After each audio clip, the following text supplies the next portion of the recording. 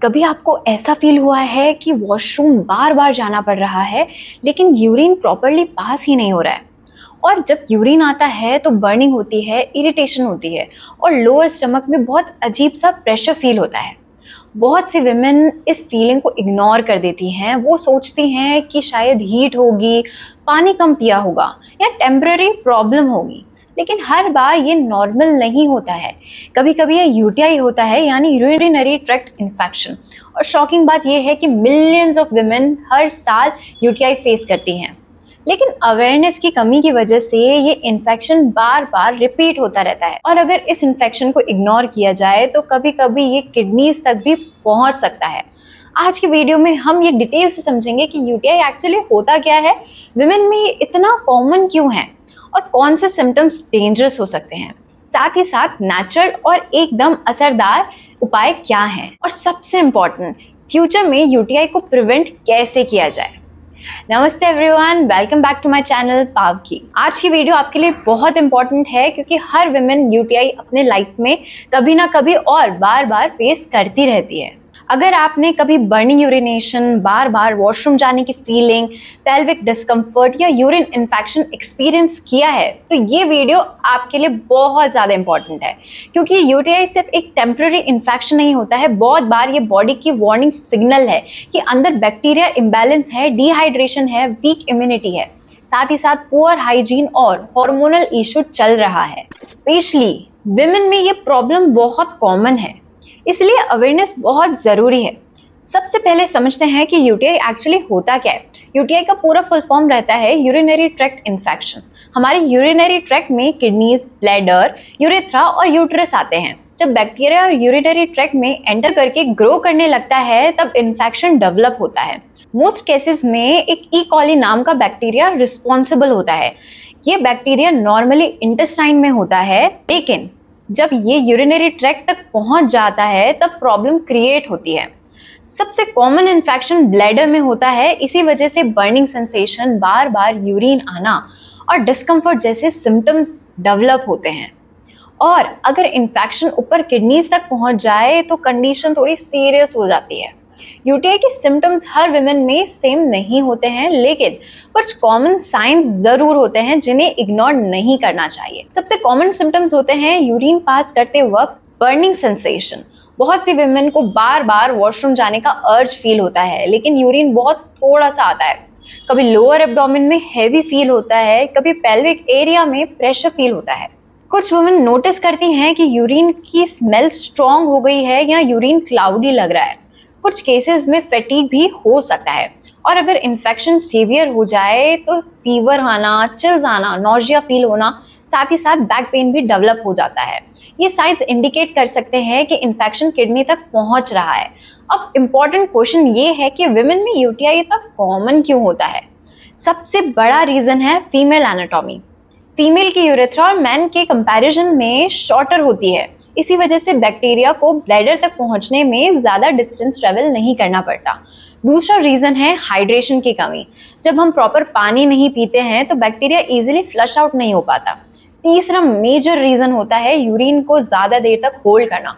बहुत से women office, travel या बिजी लाइफस्टाइल की वजह से वॉशरूम अवॉइड करती हैं, लेकिन स्टैग्नेंट यूरिन बैक्टीरिया ग्रोथ को इंक्रीज कर सकता है।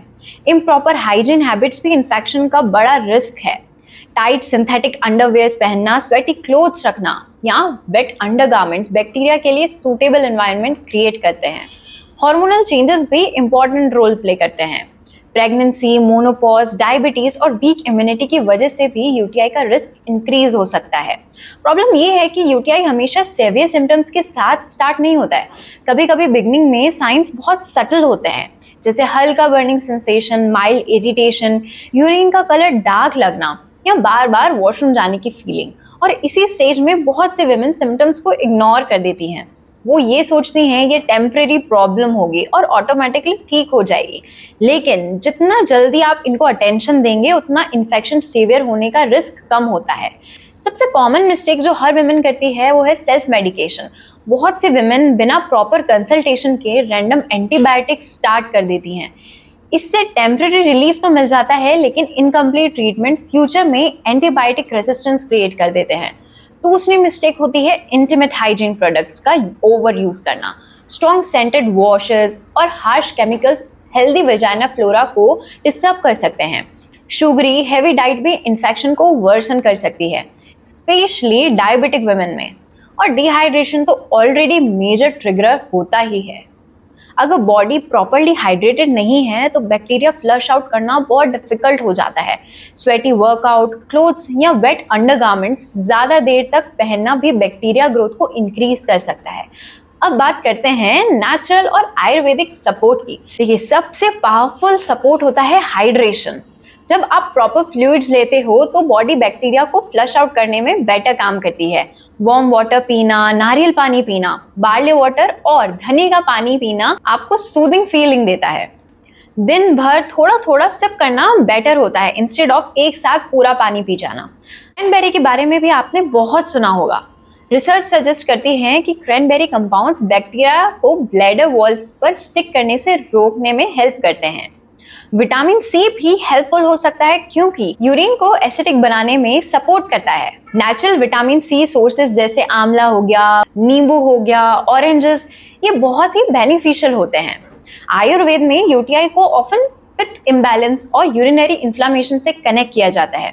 कुछ हर्ब जैसे गोक्षुरा, पुनर्नवा और चंद्रप्रभावटी ट्रेडिशनली यूटीआई सपोर्ट के लिए काम में ली जाती है। देखिए, स्ट्रेस भी इम्यूनिटी को अफेक्ट करता है और वीक इम्यूनिटी हीलिंग प्रोसेस को स्लो कर सकती है।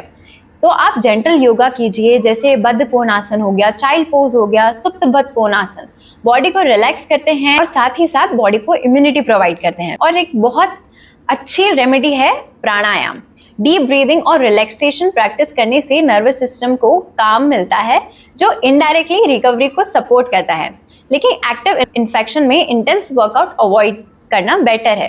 देखिए, प्रेग्नेंट वुमेन और डायबिटिक वुमेन्स को स्पेशली सिम्टम्स इग्नोर नहीं करने चाहिए। रिपीटेड यूटीआई भी डीपर हेल्थ इशू को सिग्नल करता है।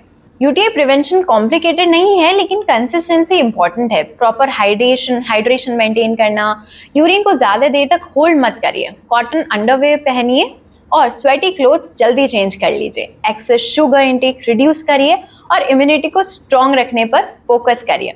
और सबसे इंपॉर्टेंट, बॉडी के सिग्नल्स को इग्नोर मत करिए। बर्निंग सेंसेशन नॉर्मल नहीं होती है, रिपीटेड इन्फेक्शन नॉर्मल नहीं होता है, कांस्टेंट डिस्कम्फर्ट भी नॉर्मल नहीं है।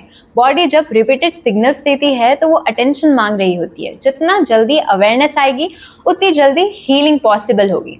अगर आपको ये वीडियो हेल्पफुल लगे तो हर विमेंस के साथ इसको शेयर कीजिए जो बार बार यूटीआई से जूझ रही हैं, फेस करती हैं। ये चैनल को सब्सक्राइब करना मत भूलना। हम अगली वीडियो में मिलेंगे। Till then don't forget to take care of yourself. नमस्कार।